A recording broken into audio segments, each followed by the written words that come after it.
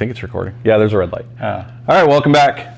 Chris is back to help me out. Yes, I am. It is Sunday, November 23rd. Last weekend, we got the forward skins riveted on. This weekend, easily be able to do the whole rest of this fuselage and get this thing ready to hang an engine on. All of it. Exactly. So, I mean, as always, we'll see what we manage to get done, what we don't manage to get done. I'm not going to say that we're not going to mess up rivets, but last weekend was good. That went pretty well. That did go well. I just jinxed the hell out of that, so we're going to drill out the very first one just because we can. Yeah. Anyways, you all know the routine by now. VoiceOver Tim's going to tell you what we actually did or what we broke or tipped over the fuselage. I hope not. And at some point, we may be flipping this thing upside down because if we get to the belly skins, we have to go inverted. To be clear, what he means is at a certain point, we might intentionally flip it upside down, not just Tim reaching for a rivet hole. Well, and we may unintentionally flip it upside down too, because we already know we can do that. So anyhow, stick around. You'll see how this goes. And yeah, how's that go? Let's build an airplane. Let's build an airplane. Let's build an airplane. Yeah. All right, voiceover part. And here is some of the lost footage from the last video that I didn't have. So those are the clips with the standoffs that I made. And here is what they look like once they're fitted to the lines and how they're going to mount to the underside of the baggage floor. So I'm just marking out where I want them to go so I can drill the baggage floor. As of now, the floor is drilled and there are screws holding those in place. But again, this is kind of what you guys lost out on last week because I thought I lost this footage. And here is the bracket that I made to replace the double 8L clamp on the bulkhead fittings. You can see it was just a piece of aluminum angle notched out on two different sides and just gets bolted in place with the same nuts that hold the bulkhead fittings in place. Put the hoses on it, put the 8L clamps back on it.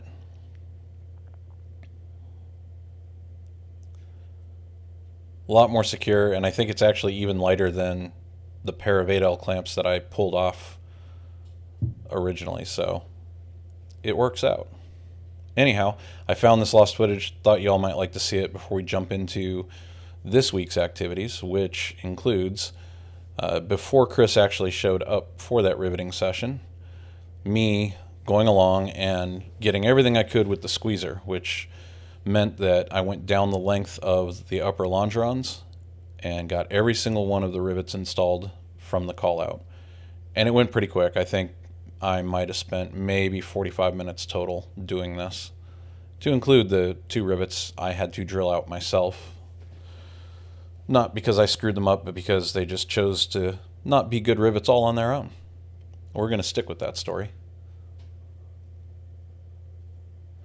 Most of it was really easy because they were all the exact same rivet with a few, very, very few exceptions.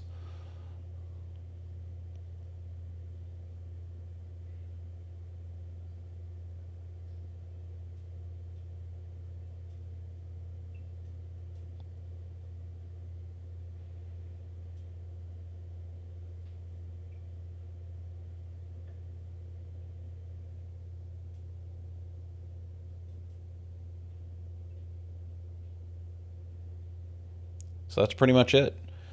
Upper longerons completely riveted in. And now, two cavemen making hand signals and grunting noises at each other and looking at the plans as if we know what they actually say and coming up with a plan of attack. There really was a lot of grunting though. Thankfully, no fire. So now I'm back in the fuselage. Chris is shooting the rivets, and I will say right now, we find out much later on here in the video that had we just gotten ourselves to the point that we're no longer on those forward skins and we flipped the fuselage, this would have all been a lot easier. Actually, even parts of the forward skins probably would have been easier with the fuselage upside down. So when Van suggests that, they are not wrong. If you have the means, flip the fuselage early, which also brings up the point that I really need to figure out this whole rotisserie thing here soon, because having access all around the fuselage is getting to be critically important. So I'm going to have to sit down and give that some serious thought. My big holdback is I don't have holes in the firewall where the engine mounts go yet. I'm pretty sure I know which 4 holes they're supposed to go in, but I'm a little scared to drill those holes without the plans telling me to do so. So I guess I'm going to have to overcome that and figure out how to go about getting this thing mounted to a rotisserie apparatus or a pair of engine stands or something. I don't know. That's coming up very quick, though, on the list of things to do. So we just got done riveting the bulk of the vertical lines on that mid-skin. And now we are riveting the aft armrest. The plans tell you to leave the aft armrest unriveted until after you rivet the bulkhead back there. And it doesn't tell you why. It would be nice to give you the whys, not just the leave it undone, because it leaves a lot of questions, but we found out why that is, and I'll show you when we do the other side here. Chris is getting on the ground there. Again, if the fuselage was upside down, this would be easier. And we're just getting the rest of the radius on that bulkhead that goes around the corner down there. And there's the rivet we had to drill out. It wasn't the first one as predicted, but it must have jinxed us because there were 2 that we ultimately had to drill out during this session. And I think there's one more I still have to go back and drill out on the 470 side, because we had a couple of small issues there. But union break dictates that we go to lunch, so that's what we went and did. And now we're back to do the other side. And you see the tape on the armrests. That's because as I was in there the last time we did this, I realized I didn't really get those rivets set that well when I back riveted this. This was before I was using the C-frame to do the back riveting. And I had a really hard time getting those things to back rivet. So we're just going along the row and finish setting them right now so that they look better. Anyhow, here's the inside shot showing the back, and that's why you leave the back armrest unriveted. It ends up in the way of a few of the rivets that you need to get to buck them, so if you leave it unriveted, you can just move it out of the way like that. It is riveted to the forward side, but plenty of flex in it so you can move it around. So if you were wondering, that's why.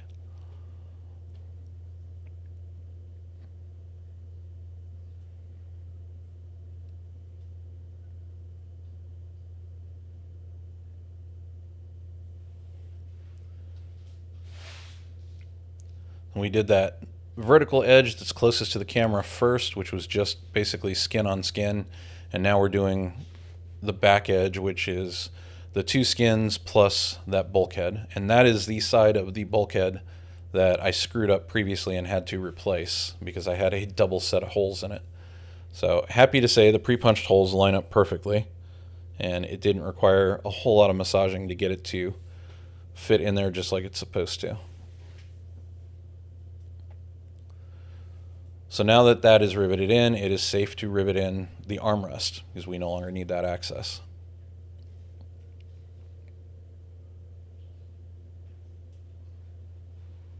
Much easier with 2 people.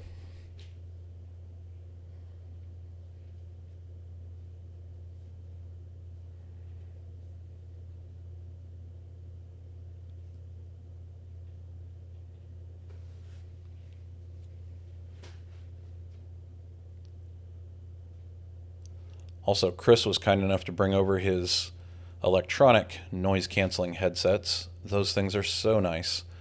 They have a volume control on them so you can adjust it so you can hear each other talk but not hear the riveting noise, which is just incredible. Anyhow, the part we're doing right now would have also been best served with the fuselage upside down, but we chose to do it this way. The phone acting as a fancy inspection mirror definitely helped me make sure I was getting on the rivets like I was supposed to in that very tight space there.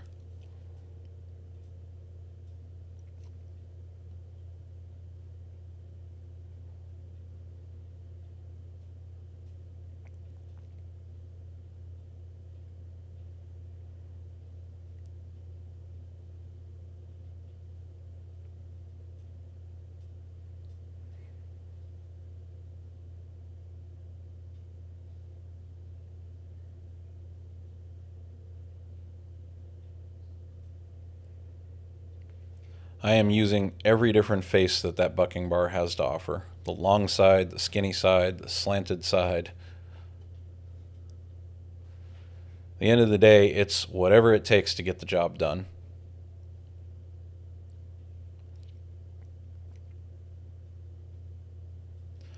Okay. To quote Tom Cruise here, because I was inverted, it is time to flip the fuselage. First thing we did was get the table out of the way because that wasn't going to do us any favors. So we picked it up and put it up on one of the sawhorses.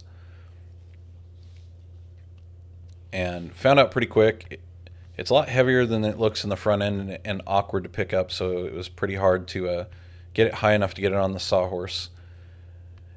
And realistically, 3 people would have been nice to have for the flipping part, just to have somebody in the middle there, because right here you can see I kind of bent over that skin flange that's sitting off that's going to act as a gap seal for the wing later on. Wasn't bad, it's just the front corner, bent it down just a little bit. I was able to straighten it out, and it's hard to tell it was even there now. But we got it flipped over. The shorter sawhorse you see that it's sitting on now was just 1.5 inches, 2 inches wider than the fuselage where it needed to go. So we screwed those little stubby pieces of 2x4 on the end just so there was no way the fuselage could slide off of it. Also, we didn't have it in the right spot. It should be across the gear towers, which is the strongest spot up there. So that's what we slid it forward for. But now that it's there, pretty stable. And as soon as I got in there, I realized way better access. I'm not fighting around a whole bunch of stuff. I just have to be mindful of my head while I'm in there so I'm not bashing it on seatbelt brackets, because those continue to be the bane of my existence, whether the aircraft is right side up or upside down. Anyhow, now we're going along getting the 470 rivets that are along the bottom that are going to be hidden by the wing. And they were all fairly easy on my side to get to. The ones up top there that Chris is working on had to use the double offset rivet set to get to it. But otherwise it wasn't bad. And then here in a second we go to the other side. I will take you inside the fuselage with me so you can see what it looked like from my perspective and realize it really is a whole lot nicer to work on it this way. Anyhow, that's almost it for this video. I'll throw some pictures up here at the end. I hope you enjoyed it. Like, subscribe, all that good stuff. New products have been added to the store. The hose clips are on there. I am working on a version that fits the standard Vans plastic hoses, if anybody's interested in that. I've also included STL files for a lot of my more popular stuff. So go check that out if you're so inclined. Thanks for stopping by. Check out the new podcast that just came out as well. And I'm going on a short work trip, and then we've got the holidays, so me and Chris will be back at it sometime, well, in the not so distant future. Thanks for stopping by. I'll see y'all later.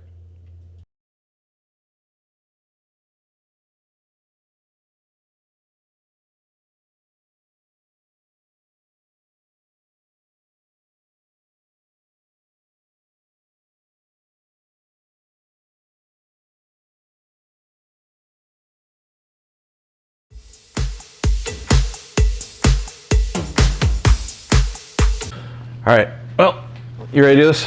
Yeah, why not? Are we recording? It's been recording. Okay, great.